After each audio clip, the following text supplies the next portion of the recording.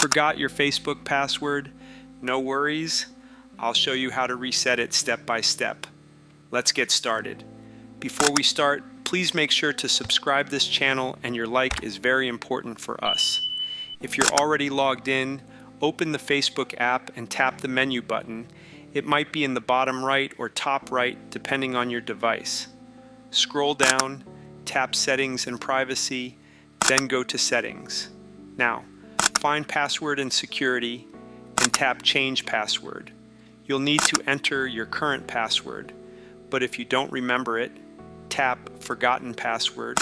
Choose how you want to receive a reset code, by email or another method, then tap Continue.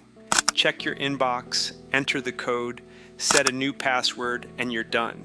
Now, if you're logged out, open the Facebook app. On the login screen, tap Forgotten Password. Enter your phone number or email to find your account. Tap Continue. Choose where you want to receive the reset code, then enter the code when you get it. Set a new password, and that's it. You're back in. If this was helpful, hit like and subscribe for more tips.